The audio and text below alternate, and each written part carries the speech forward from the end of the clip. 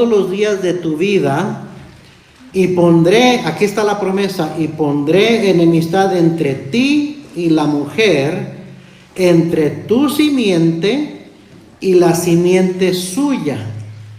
Y luego dice, esta, refiriéndose a esa simiente, esta te herirá en la cabeza y tú le herirás en el calcañar. Palabras muy alegóricas, pero cuando usted lee toda la Biblia, usted entiende que es una referencia a Cristo y cómo en la cruz estaba siendo herido, ¿verdad? Pero triunfando a la vez y aplastando a Satanás. Triunfando sobre la muerte, sobre el pecado, sobre la condenación. Él obtuvo triunfo en la cruz del Calvario. Pareciera que era victoria para Satanás y todas sus fuerzas de las tinieblas, pero en realidad ahí es cuando Cristo estaba triunfando sobre Satanás, sobre el pecado, sobre el infierno y dándonos redención, como cantaban los hermanos y hemos cantado esta mañana en estos himnos preciosos navideños. Dios hizo al hombre y a la mujer a su imagen. Génesis 1:27 dice, y creó Dios al hombre a su imagen. A imagen de Dios lo creó, varón y hembra los creó. Imagen en el diccionario dice, da la siguiente definición: una representación de la forma externa de una persona. También dice una impresión visible obtenida por una cámara o reproducida. Dice también un reflejo. Y también dice una persona que se asemeja a otra. Todas estas definiciones da el diccionario de imagen. En Génesis 1:26, el versículo antes del 27, dijo Dios, hagamos al hombre a nuestra imagen, conforme a nuestra semejanza. ¿En qué forma es semejante el hombre a Dios? Bueno, primeramente en que es un ser tripartito, igual que Dios. Dios es un Dios trino. Dice primera de Juan 5:7, porque tres son los que dan testimonio en el cielo: el Padre, el Verbo, que es Cristo, y el Espíritu Santo, y estos tres son uno. Un solo Dios, pero manifestado en tres personas: Dios Padre, Dios Hijo, Dios Espíritu Santo. Y por eso dijo, hagamos al hombre a nuestra imagen, a la imagen de Dios Padre, Dios Hijo y Dios Espíritu Santo. Entonces el ser humano es un ser tripartito, en tres partes. Dios hizo al ser humano con un cuerpo físico. Dice la Biblia en Génesis 2:7, entonces Jehová Dios formó al hombre del polvo de la tierra y sopló en su nariz aliento de vida, y fue el hombre un ser viviente. Joven, pon atención a esto que estoy enseñando, porque no te lo van a enseñar en ningún otro lado. Y te van a enseñar que el ser humano viene de una explosión de las estrellas, de una reptil, de un pez, de un simio, de un monkey, de un ape, y que fue evolucionando con el tiempo. Eso no es lo que dice la Biblia. La Biblia dice que somos creación de Dios. Él formó al hombre del polvo de la tierra y sopló en su nariz aliento de vida, y fue el hombre un ser viviente. Salmo 139:13 dice, porque tú formaste mis entrañas, dice el salmista, tú me hiciste en el vientre de mi madre. En el versículo 15 dice, bien que en oculto fui formado. Dios nos formó, Dios nos creó, Dios nos dio forma, nos hizo, nos entretejió en lo más profundo del vientre de nuestras madres. Y al momento de soplar aliento de vida en sus narices, Dios hizo al ser humano un alma viviente. En 1 Corintios 15:45 dice, así también está escrito, fue hecho el primer hombre, Adán, alma viviente. Entonces Dios le dio un alma, no nada más un cuerpo físico, un alma. En Job 12:10 dice, en su mano está el alma de todo viviente y el hálito de todo género humano. Pero también Dios puso en el ser humano un espíritu. Y el espíritu del ser humano es lo que puede tener relación con Dios. El alma es el que nos da, es lo que nos da la capacidad, la habilidad de tener relación unos con otros, de comunicarnos unos con otros, de tener sentimientos unos por otros. Pero Dios no es alma, Dios es espíritu. Entonces Dios le dio al ser humano un espíritu para que el espíritu se comunicara, tuviera relación con Dios, que es espíritu. ¿Sí me está siguiendo? En 1 Tesalonicenses 5:23 lo dice claramente: y el mismo Dios de paz os santifique por completo, y todo vuestro ser, todo el ser humano, alma, espíritu, alma y cuerpo, ahí están los tres mencionados, sea guardado irreprensible para la venida de nuestro Señor Jesucristo. Entonces, primeramente, somos semejantes a Dios en que somos un ser tripartito, igual que Dios. Dios es trino, Dios Padre, Dios Hijo, Dios Espíritu Santo. También el ser humano es cuerpo, alma y espíritu. Tiene un cuerpo físico que es el cascarón, por pudiera decir. Pero dentro del cuerpo está un alma que siente, que piensa, que decide, que tiene voluntad. Y también hay un espíritu que se comunica, tiene la habilidad de comunicarse con Dios, de tener relación con Dios. Segundo, Dios hizo al hombre semejante a él en que el ser humano es un ser personal, es un ser racional y es un ser moral. Personal quiere decir que tiene una identidad individual. No hay otro como tú.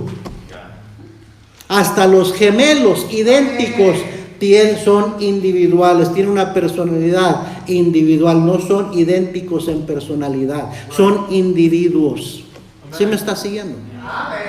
Entonces tenemos una identidad individual y tiene la capacidad de formar relaciones interpersonales. Esa personalidad tiene la capacidad de tener relación con otros. Con otros seres humanos. También racional, un razonamiento que quiere decir que tenemos un intelecto, un razonamiento capaz de discernir y de decidir. ¿Sí me está siguiendo? Y también nos hizo un ser moral. Quiere decir que podemos determinar la diferencia entre lo bueno y lo malo, entre el bien y el mal, lo correcto, lo incorrecto, lo santo y lo profano, lo que agrada a Dios, lo que no agrada a Dios, lo que conviene y edifica y lo que no conviene y no edifica. Tenemos esa capacidad y esa responsabilidad. El hombre posee elementos o cualidades personales similares al Creador. Pensamos, sentimos, tenemos una voluntad, podemos amar como Dios ama. ¿Sí me está siguiendo? Dios le dio a Adán y a Eva la libertad de un alma individual, la libertad del alma individual. No somos animales que nada más somos guiados por instintos. Los animales no tienen alma, mucho menos espíritu. ¿Sí me está siguiendo? Los animales actúan por instinto. Y es triste que hoy en día los animales en su instinto animal se comportan mejor que los seres humanos que tenemos razonamiento. Usted nunca va a ver un perro con un perro. Amén. No vas a ver a un burro con un burro. Un toro con otro toro. Amén. La naturaleza obedece su diseño original con quien Dios los hizo. Y la Biblia dice que Dios hizo al hombre y a la mujer, varón y hembra los creó Dios. Y Dios juntó al hombre y a la mujer para que fueran uno para el otro, para que fueran marido y mujer, para que formaran un matrimonio. Cualquier otra cosa que hoy en día se han inventado no es según el orden y el diseño de Dios. Es desobediencia, es rebeldía, es perversión. Le estoy diciendo, you're not going to hear this. No vas a oír esto en la escuela, ni en ningún otro lugar.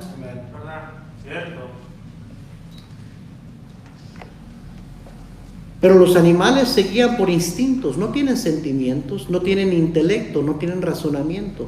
Ellos hacen lo que es instintivo para ellos. Trate de quitarle un hueso un hueso a un perro. Así sea el perrito más noble, más cariñoso, pero trata de quitarle un hueso y ¡ah! Es su instinto. Es su instinto. ¿Sí me está siguiendo?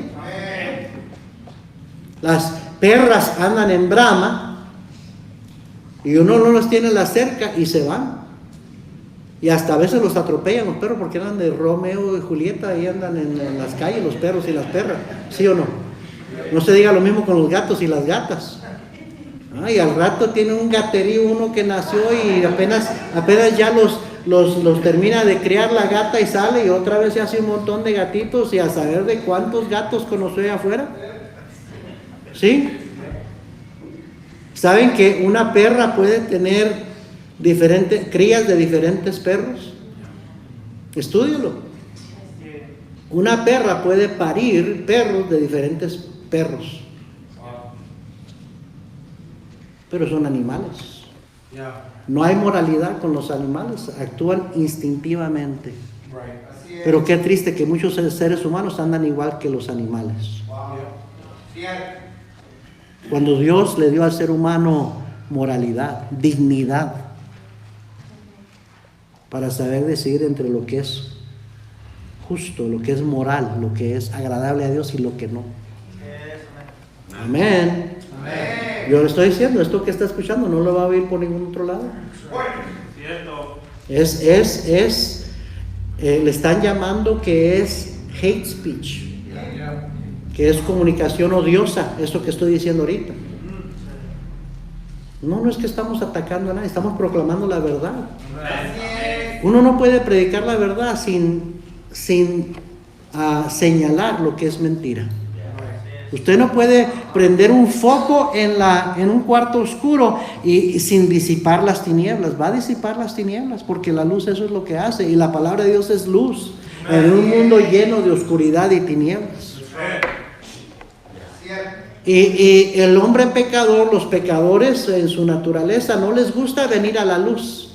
Dice la Biblia en Juan capítulo 3, porque sus obras son malas, no les gusta la luz. Se esconden de la luz. Como las cucarachas. Alguien que tiene cucarachas en su casa, está la luz apagada y andan bien campantes para allá y para abajo. No prende la luz y todas corren a esconderse. Y por eso mucha gente no va a las iglesias, porque se va a predicar la luz de la palabra de Dios y va a señalar lo que está mal en sus vidas. Entonces prefiero no ir a escuchar que ese hombre me diga lo que ando haciendo mal.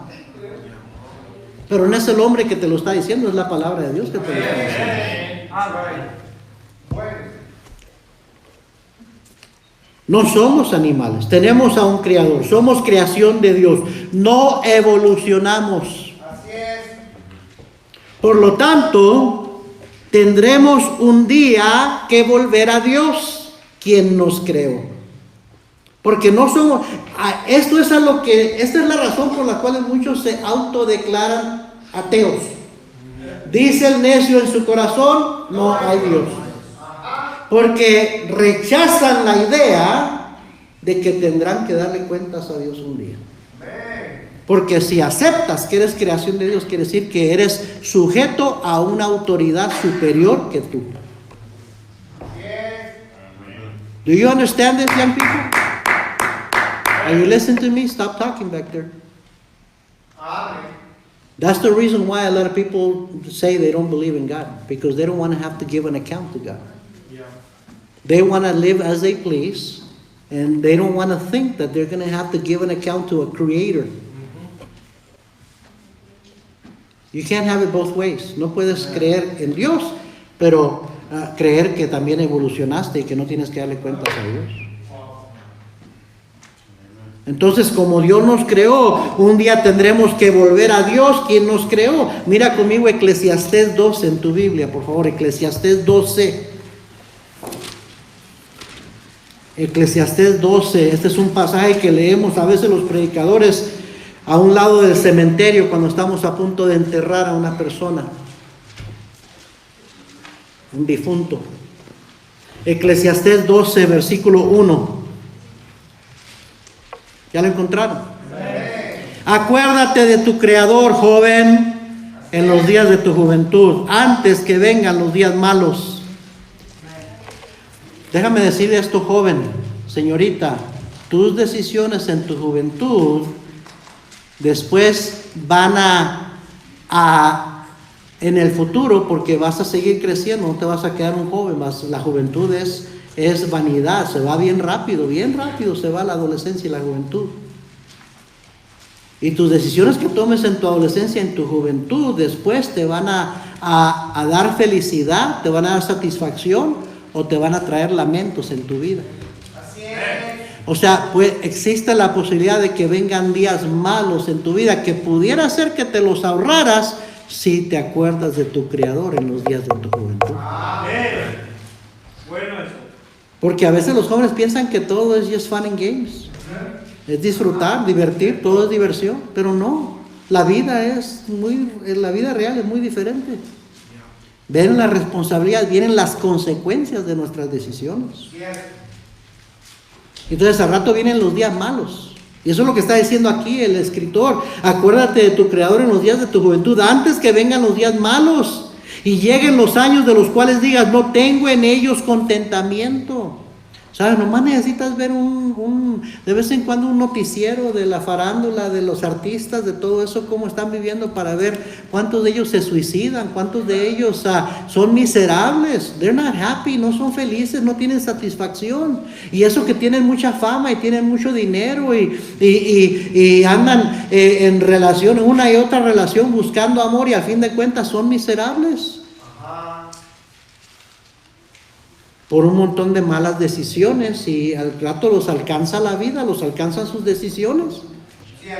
Dice versículo 2, antes que se oscurezca el sol y la luz y la luna y las estrellas y vuelvan las nubes tras la lluvia, cuando temblarán los guardas de la casa y se encorvarán los hombres fuertes y cesarán las muelas porque han disminuido y se oscurecerán los que miran por las ventanas. Está hablando alegóricamente de tantas cosas que cambian cuando te vas haciendo más viejo. Cuando la vida te alcanza, cuando tus decisiones te alcanzan, los lamentos, las enfermedades, las oportunidades perdidas, la pérdida de tiempo. ¿Sí me estás siguiendo?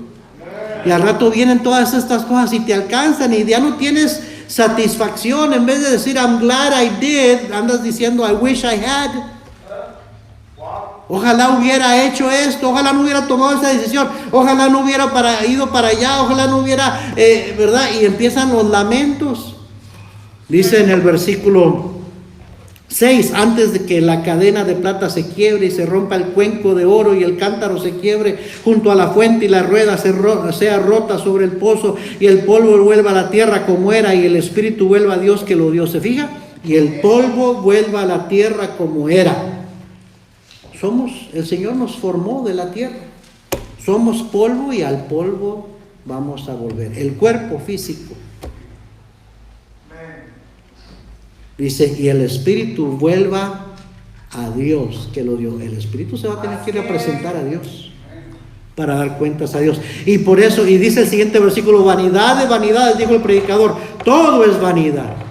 A veces le ponemos demasiada importancia a lo que hay en este mundo, a lo material, a ganar dinero, a tener más cosas y diversiones y esto. Y dice, el que tuvo todo, el Salomón que tuvo todo, que experimentó todo, termina diciendo vanidad de vanidades, todo es vanidad.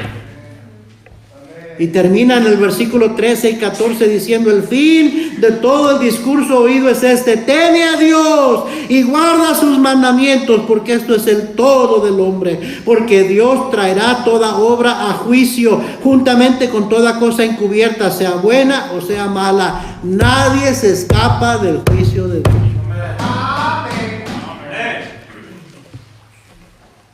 Un día el Espíritu tendrá que volver a Dios quien lo creó. Así es. Y tendremos que dar cuentas a Dios. Dice la Biblia en Hebreos 9:27, y de la manera que está establecido para los hombres que mueran una sola vez, y después de esto, el juicio. Así es. No, en la tumba no se acaba todo. No es comamos y bebamos que mañana moriremos. No, ahí no se acaba todo. Después de la muerte viene el juicio. Desde que Adán y Eva pecaron en el huerto del Edén, la raza humana, los descendientes de Adán, y a propósito, nada más hay una raza. Amén. Nada más hay una raza, no hay white or brown or black or red or yellow. Eso es otra ideología de humanista, de que no sean las razas y no hay que ser racista y esto y esto otro. Nada más hay una raza, todos somos parte de la misma raza humana. Y si quieres realmente saber la diferencia entre negro y blanco, café y rojo, amarillo, las cromosomas y la estructura genética de un ser humano es idéntica y es algo tan minúsculo lo que decide el color de la piel. Así es. Porque de otra manera somos completamente idénticos en nuestra estructura genética, porque somos parte de la misma raza humana. Y nuestros padres de todos fueron Adán y Eva. Así es. Todos somos descendientes de Adán y Eva. ¿Sí me está siguiendo? Pues la raza humana quedó en un estado caído. Somos una raza caída. ¿Caído en qué? En pecado, en desobediencia. Romanos 5:12 dice: por tanto, como el pecado entró en el mundo por un hombre, y por el pecado la muerte, así la muerte pasó a todos los hombres por cuanto todos pecaron. Génesis 2:16, vaya allá rapidito, por favor. Génesis, el primer libro de la Biblia, capítulo 2, versículo 16. Y mandó Jehová Dios al hombre diciendo: de todo árbol del huerto podrás comer, mas del árbol de la ciencia del bien y del mal no comerás, porque el día que de él comieres, ciertamente morirás. ¿Es God against science? ¿Está Dios en contra de la ciencia? Porque Dios prohibió que comieran del árbol de la ciencia. No seas tonto, ciencia significa conocimiento. Dios no está en contra de la ciencia. La ciencia simplemente confirma lo que la palabra de Dios dice. Y esa ciencia que supuestamente está en contra de lo que la Biblia dice no es ciencia, es humanismo. Estudia un poquito realmente si quieres saber y deja de creer todo lo que te dan en la escuela. Stop drinking the Kool-Aid.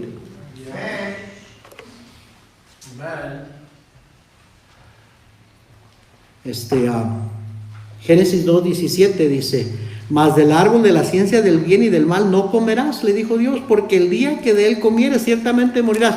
Oiga, pastor, ¿y por qué Dios puso un árbol de la ciencia del bien y del mal en el huerto? El hombre nunca hubiera caído si Dios le puso ahí la tentación.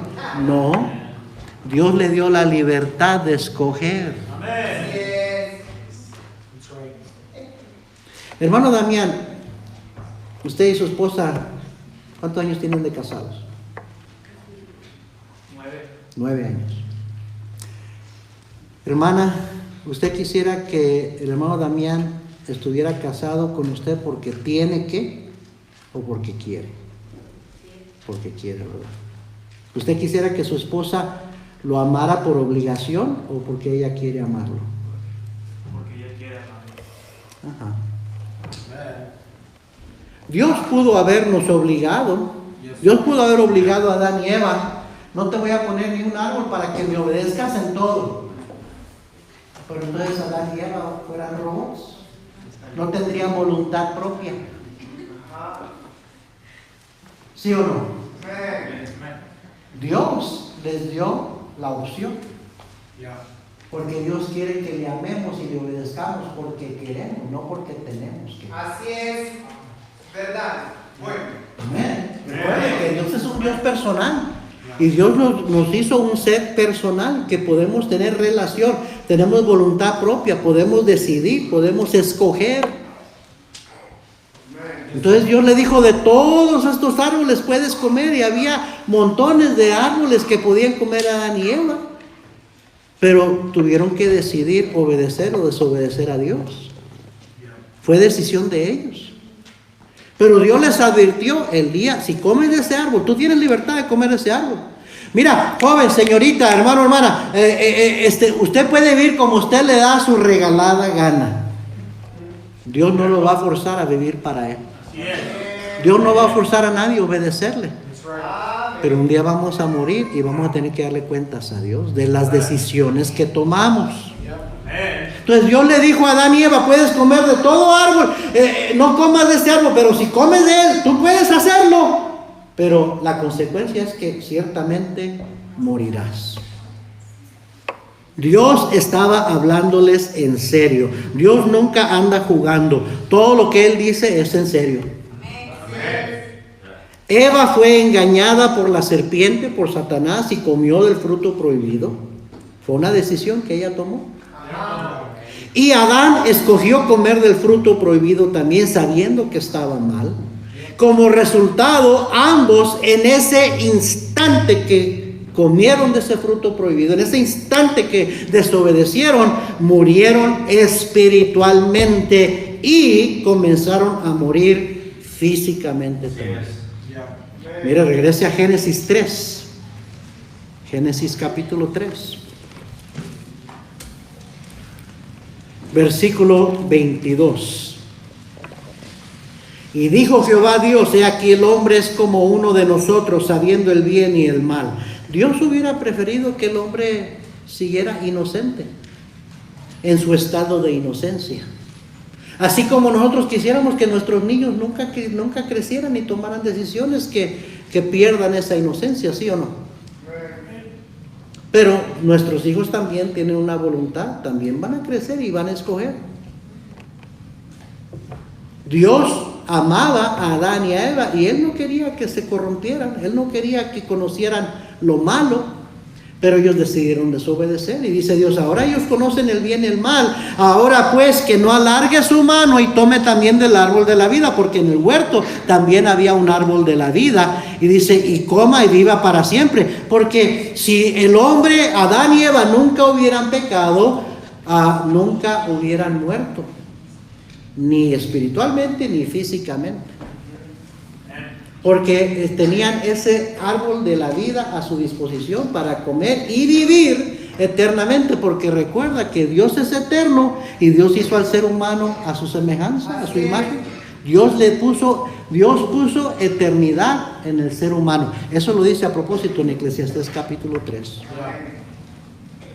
Dios puso eternidad en el ser humano.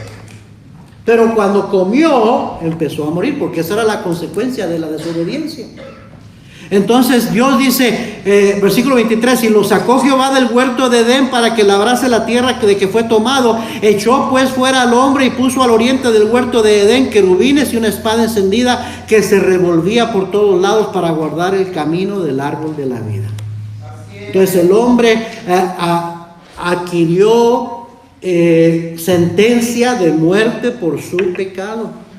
Romanos 6:23 dice, porque la paga del pecado es muerte.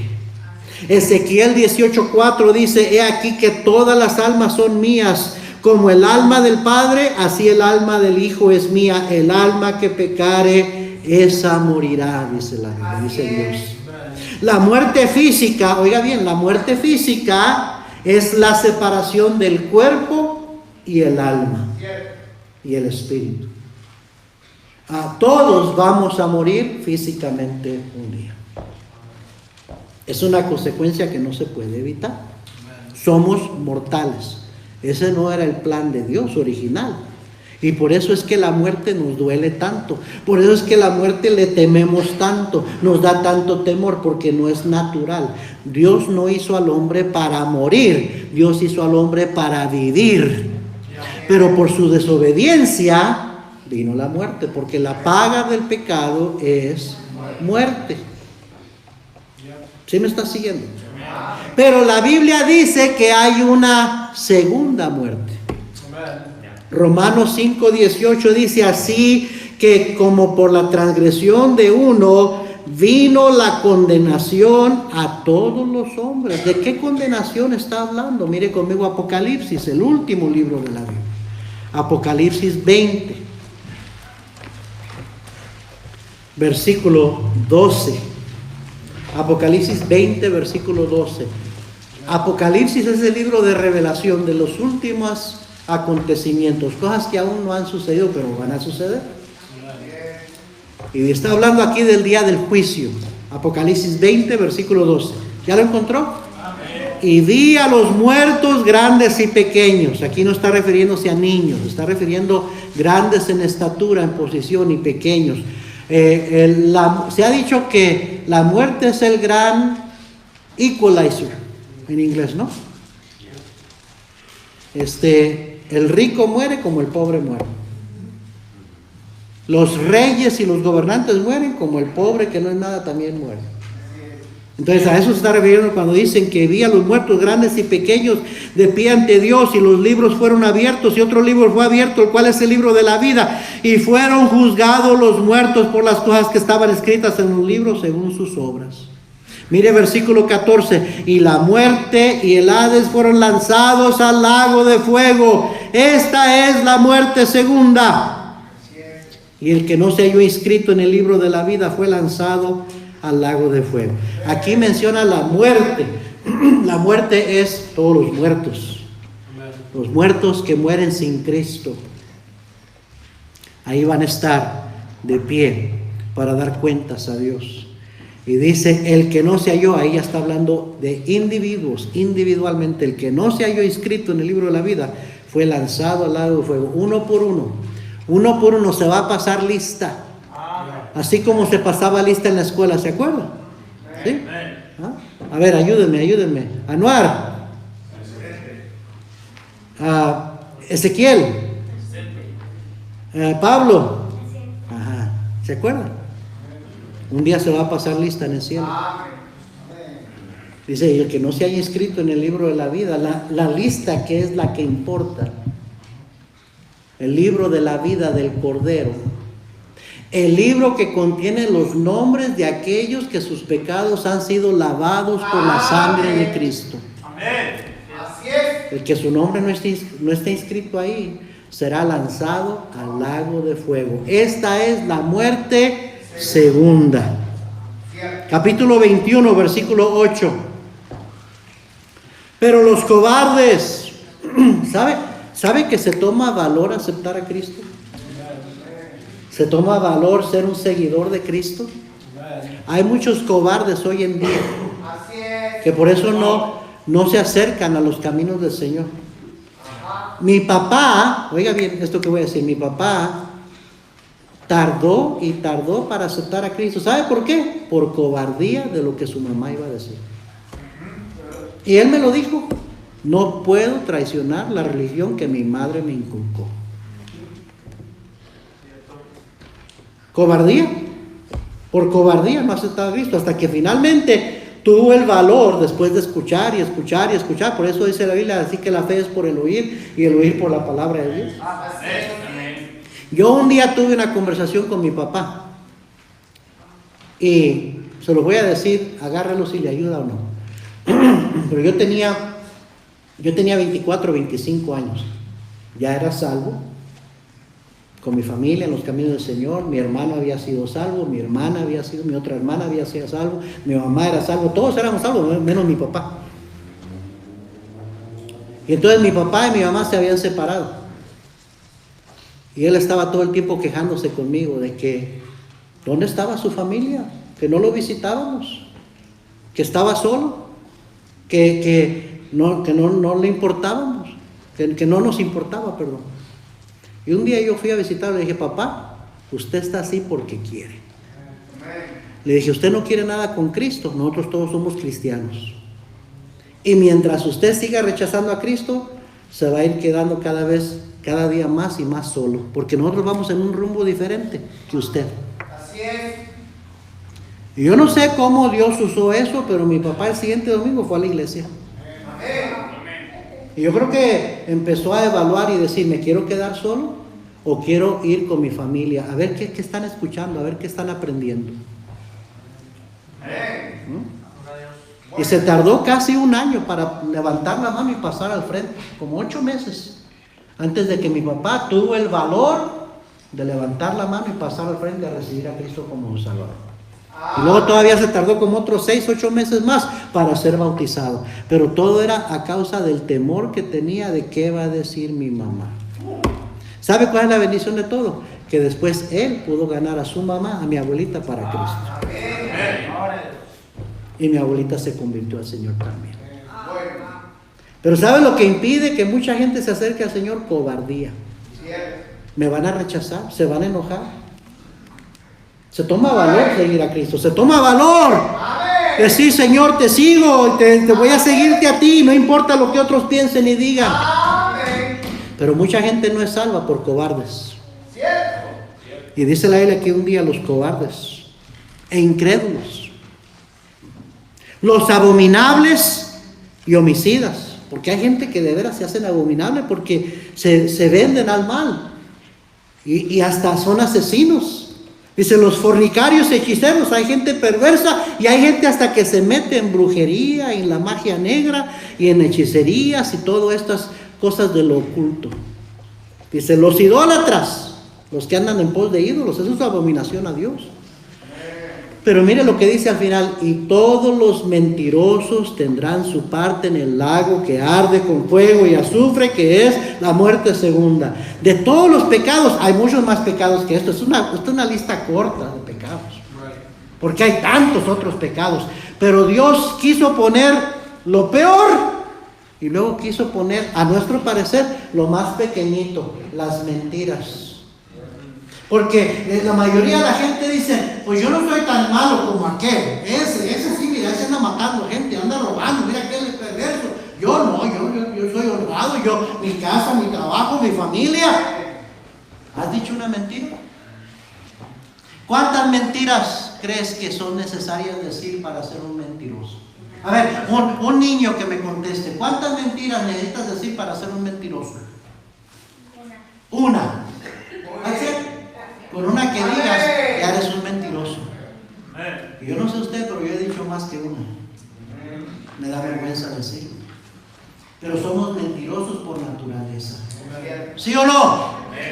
Y dice Dios claramente: las mentiras también te condenan al infierno.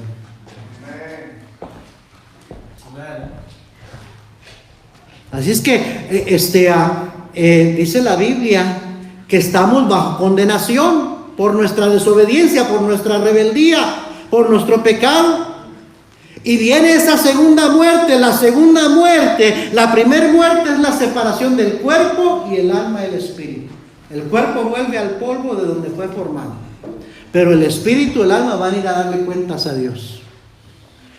La muerte segunda es la separación del ser humano espiritual de Dios por toda la eternidad en el lago de fuego, en el infierno. Es la separación eterna de Dios. Repito, en el momento que desobedecieron, Adán y Eva murieron espiritualmente, quedaron bajo condenación por su pecado. Solo por un pecado quedaron condenados, solo por uno, por comer del fruto prohibido. Fue el único pecado que los echó fuera del Edén, que los sentenció a muerte y a condenación. Un pecado. ¿Cuántos tienes tú?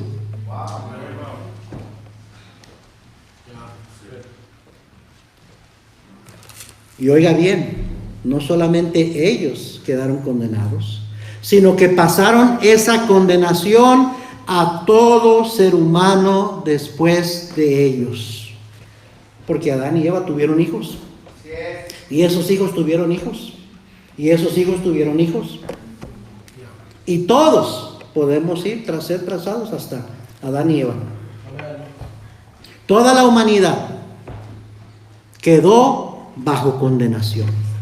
Romanos 5:19 dice: porque así como por la desobediencia de un hombre, los muchos fueron constituidos pecadores. Ahora, entonces, ¿qué fue lo que Dios hizo? Cuando Adán y Eva desobedecieron, cuando Adán y Eva acarrearon condenación por su pecado, ¿qué hizo Dios? Los amó de tal manera que decidió hacerles una promesa. Una promesa que les enviaría a un Salvador. Génesis 3:15. Regrese allí. Génesis 3:15. Esta es la primera mención de Jesucristo. La simiente prometida. Dice Génesis 3:15, le dice Dios a la serpiente: y pondré enemistad entre ti y la mujer, entre tu simiente. Si usted no es hijo de Dios, ¿es hijo de quién? Del diablo. Ay, pastor, qué feo es eso. Yo no lo dije, Jesús lo dijo. Así es. Vosotros sois de vuestro padre el Diablo. diablo. Ahí es que si no eres hijo de Dios, ¿eres hijo de quién? Del diablo. El diablo. Entonces, Satanás, la serpiente, tiene su simiente también. ¿Sí o no? Y dice: y pondré enemistad entre ti y la mujer, entre tu simiente, tu descendencia, y la simiente suya, de la mujer. Y luego habla como de una persona, ¿verdad? Y dice: esta, hablando de esa simiente singular, te herirá en la cabeza y tú le herirás en el calcañar. Esa es la primera mención del Mesías, del nacimiento de un Salvador. La respuesta de Dios para Satanás fue: Satanás, hiciste caer a mi creación, hiciste caer a mi hijo Adán, pero un día nacerá un segundo Adán. ¿Cómo está eso, pastor? Sí, mire, regrese al Nuevo Testamento. Primera a los Corintios 15. ¿Está conmigo, hermano? ¿Sabe lo que estoy haciendo esta mañana, esta tarde? Estoy enseñando toda la Biblia. O sea, estoy enseñando desde Génesis hasta Apocalipsis. Estoy enseñando el por qué creemos lo que creemos, el origen de la salvación, todo. Primera a los Corintios 15:45. ¿Ya lo encontró? Así también está escrito: fue hecho el primer hombre, Adán, alma viviente; el postrer Adán, espíritu vivificante. O sea, que da vida. Dice: más lo espiritual no es primero, sino lo animal, luego lo espiritual. El primer hombre es ¿de dónde? De la tierra terrenal, Adán. El segundo hombre, que es ¿quién? El Señor, con letra S mayúscula, es Cristo, es Dios. Que es el Señor, ¿es de dónde? Es del cielo. ¿Cuál el terrenal? Tales también los terrenales. ¿Y cuál el celestial? Tales también los celestiales. Así que como hemos traído la imagen del terrenal, de nuestro padre Adán, traeremos también la imagen ¿de quién? Del celestial, de nuestro Salvador Jesucristo. Amén. Romanos 5:12. Regrese a Romanos, por favor. Romanos 5, versículo 12. Por tanto, como el pecado entró en el mundo por un hombre, y por el pecado la muerte, así la muerte pasó a todos los hombres por cuanto todos pecaron. Pues antes de la ley había pecado en el mundo, pero donde no hay ley no se inculpa de pecado. No obstante, reinó la muerte desde Adán hasta Moisés, aún en los que no pecaron a la manera de la transgresión de Adán, el cual es figura del que había de venir. Pero el don no fue como la transgresión, porque si por la transgresión de aquel uno murieron los muchos, abundaron mucho más para los muchos la gracia y el don de Dios por la gracia de un hombre, Jesucristo. Y con el don no sucede como en el caso de aquel uno que pecó, porque ciertamente el juicio vino a causa de un solo pecado para condenación, pero el don, o sea, el regalo, vino a causa de muchas transgresiones para justificación. Pues si por la transgresión de uno solo reinó la muerte, mucho más reinarán en vida por un solo Jesucristo los que reciben la abundancia de la gracia y del don de la justicia. Así que como por la transgresión de uno vino la condenación a todos los hombres, de la misma manera por la justicia de uno vino a todos los hombres la justificación de vida. Porque así como por la desobediencia de un hombre los muchos fueron constituidos pecadores, así también por la obediencia de uno los muchos serán constituidos justos. Pero la ley se introdujo para que el pecado abundase, mas cuando el pecado abundó, sobreabundó la gracia, para que así como el pecado reinó para muerte, así también la gracia reine por la justicia para vida eterna mediante Jesucristo Señor nuestro. Amén. Romanos 5:8 dice: mas Dios muestra su amor para con nosotros, en que siendo aún pecadores, Cristo murió por nosotros. Jesús es esa simiente prometida a Eva, madre de todos los seres vivientes. Mire Lucas capítulo 1, por favor. Ya estoy terminando. Lucas capítulo 1 y versículo 26.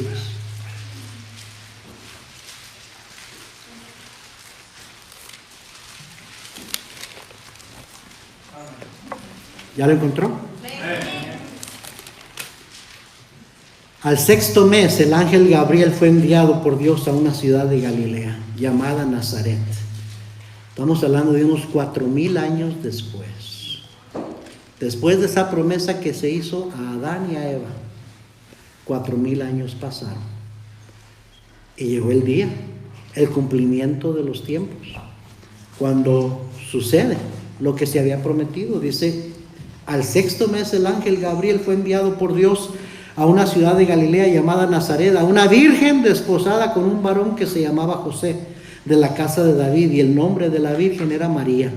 Y entrando el ángel de donde ella estaba, dijo: salve, muy favorecida, el Señor es contigo, bendita tú entre las mujeres. Bendecida tú entre las mujeres, eso es lo que quiere decir. Mas ella, cuando le vio, se turbó por sus palabras y pensaba: ¿qué salutación sería esta? Entonces el ángel le dijo: María, no temas, porque has hallado gracia delante de Dios. Y ahora concebirás en tu vientre y darás a luz un hijo y llamarás su nombre Jesús. Este será grande y será llamado Hijo del Altísimo, y el Señor Dios le dará el trono de David su padre, y reinará sobre la casa de Jacob para siempre, y su reino no tendrá fin. Entonces María dijo al ángel: ¿cómo será esto? Pues no conozco varón, nunca he tenido relaciones con un hombre, era virgen. Respondiendo el ángel le dijo: el Espíritu Santo vendrá sobre ti, y el poder del Altísimo te cubrirá con su sombra, por lo cual también el santo ser que nacerá será llamado Hijo de Dios. Y he aquí tu parienta Elizabeth, ella también ha concebido hijo en su vejez, y este es el sexto mes para ella, la que llamaban estéril, porque nada hay imposible para Dios. Entonces María dijo: he aquí la sierva del Señor, hágase conmigo conforme a tu palabra. Y el ángel se fue de su presencia. Vaya conmigo a Mateo 1. Mateo 1, versículo 18. El nacimiento de Jesucristo fue así. Estando desposada María, su madre, con José, antes que se juntasen, antes que consumaran el matrimonio, antes que tuvieran relaciones, eso se está refiriendo, se halló que había concebido del Espíritu Santo. José, su marido, como era justo y no quería infamarla, quiso dejarla secretamente.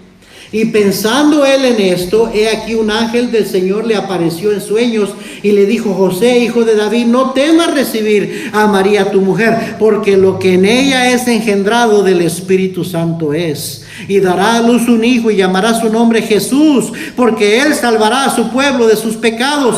Todo esto aconteció para que se cumpliese lo dicho por el Señor, que por medio del profeta, cuando dijo: he aquí una virgen concebirá y dará a luz un hijo y llamará su nombre Emmanuel, que traducido es Dios con nosotros. Y despertando José del sueño, hizo como el ángel del Señor le había mandado y recibió a su mujer, pero no la conoció hasta que dio a luz a su hijo primogénito y le puso por nombre Jesús. ¿Quién era ese bebé llamado Jesús? La simiente prometida a Adán y a Eva y a toda la raza humana.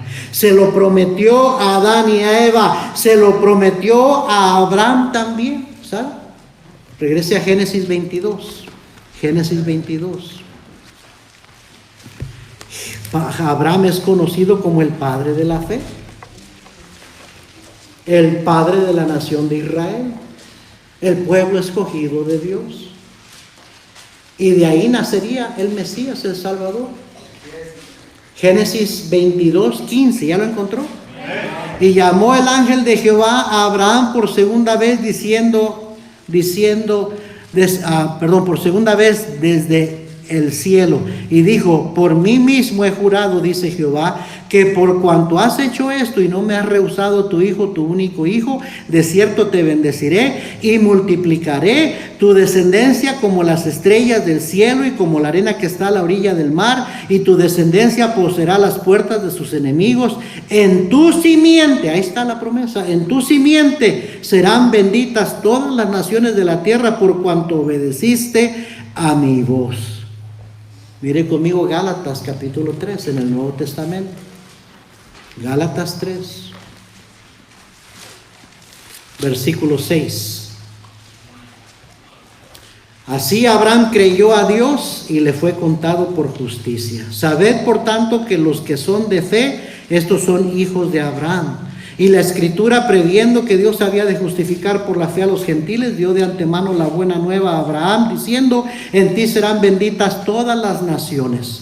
De modo que los de la fe son bendecidos con el creyente Abraham. Porque todos los que dependen de las obras de la ley están bajo maldición, pues escrito está: maldito todo aquel que no permaneciere en todas las cosas escritas en el libro de la ley para hacerlas. Y que por la ley ninguno se justifica para con Dios, es evidente, porque el justo por la fe vivirá. Y la ley no es de fe, sino que dice: el que hiciere estas cosas vivirá por ellas. Cristo nos redimió de la maldición de la ley, hecho por nosotros maldición, porque está escrito: maldito todo el que es colgado en un madero. Oiga bien lo que dice: para que en Cristo Jesús la bendición de Abraham alcanzase a los gentiles, a fin de que por la fe recibiésemos la promesa del Espíritu. Hermanos, hablo en términos humanos. Un pacto, aunque sea de hombre, una vez ratificado, nadie lo invalida ni lo añade. Ahora bien, a Abraham fueron hechas las promesas, y a su simiente. No dice y a las simientes, como si hablase de muchos, sino como de uno. Y a tu simiente, la cual es ¿quién? Cristo. Cristo era a quien se estaba refiriendo Dios cuando le dio la promesa a Abraham. Dice capítulo 4, versículo 4 de Gálatas: pero cuando vino el cumplimiento del tiempo, Dios envió a su Hijo, nacido de mujer y nacido bajo la ley, para que redimiese a los que están bajo la ley, a fin de que recibiésemos la adopción de hijos. Se lo prometió a Adán y a Eva, se lo prometió a Abraham también y a su descendencia, se le prometió a David. Mire 2 de Samuel 7, es el último pasaje, ya no vamos a buscar más. 2 de Samuel capítulo 7. Estamos hablando de esa simiente prometida. 2 de Samuel 7, versículo 12. ¿Ya lo encontró? Y cuando tus días sean cumplidos y duermas con tus padres, yo levantaré después de ti a uno de tu linaje, el cual procederá de tus entrañas, y afirmaré su reino. Él edificará casa a mi nombre, y yo afirmaré para siempre el trono de su reino. Versículo 16: y será afirmada tu casa y tu reino para siempre delante de tu rostro, y tu trono será estable eternamente. Esa simiente, ese Salvador, ese Rey, también fue anunciado por los profetas. Isaías dijo en Isaías 7:14: por tanto, el Señor mismo os dará señal. He aquí que la Virgen concebirá y dará a luz un hijo, y llamará su nombre Emmanuel.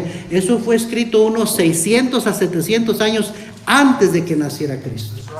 En Isaías 9:6 dice: porque un niño nos es nacido, hijo nos es dado, y el principado sobre su hombro, y se llamará su nombre admirable, consejero, Dios fuerte, Padre eterno, príncipe de paz. Lo dilatado de su imperio y la paz no tendrán límite sobre el trono de David y sobre su reino, disponiéndolo y confirmándolo en juicio y en justicia desde ahora y para siempre. Hasta el lugar donde iba a nacer el Mesías fue profetizado en Miqueas 5:2. Pero tú, Belén Efrata, pequeña para estar entre las familias de Judá, de ti me saldrá el que será Señor en Israel, y sus salidas son desde el principio, desde los días de la eternidad. Todo se cumplió al pie de la letra. Y esa simiente prometida era nada más que Cristo. Ahora, voy a leer otro versículo, no tiene que buscarlo, y ahí voy a concluir. Salmo 126, versículo 5 y 6. Dicen: los que sembraron con lágrimas, con regocijo segarán. Oiga bien el versículo 6. Irán dando y llorando el que lleva la preciosa semilla. La palabra semilla es lo mismo que simiente. El que lleva la preciosa semilla, mas volverá a venir con regocijo, trayendo sus gavillas. Cantamos el himno: sembraré la simiente preciosa. Amén. Esa simiente es Cristo.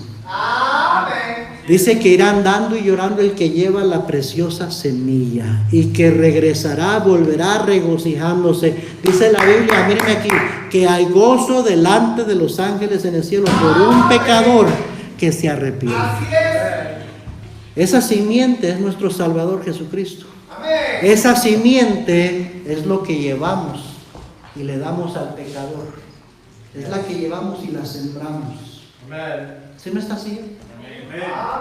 Hermanos, tenemos un tesoro. Ese tesoro es ese mensaje de salvación. El mensaje de Cristo es la simiente que celebramos en la Navidad. Una promesa de las tantas promesas, pero quizás la más importante de todas, cumplida al pie de la letra. Todo se cumplió. Todo lo que tenía que cumplirse se cumplió exactamente como Dios lo prometió. Y todo lo que está por cumplirse se cumplirá de la misma manera. Amén. Usted y yo tenemos un mensaje bien importante que dar en esta Navidad. No, míreme aquí, no perdamos perspectiva. No tengamos las prioridades equivocadas. Nuestro mensaje debe ser Cristo. Nuestra Navidad debería de enfatizar a Cristo. Si hay algo que debemos de dar a la gente, es ese mensaje de salvación. La simiente preciosa que vamos y sembramos. Y Dios sabe quién va a creer. Y al creer va a ser salvo. Y nos vamos a regocijar. ¿Sí me está siguiendo, hermano? La Navidad es mucho que nomás un bebé que nació ahí. Mucho más que eso. Es la simiente prometida de Dios desde la creación del ser humano, y que se ha venido cumpliendo y anunciando y cumpliendo y anunciando hasta el día de hoy. Y cuando usted y yo salimos a predicar el Evangelio, estamos llevando esa simiente preciosa. Para nosotros los que creemos, Él es precioso. ¿Sí o no?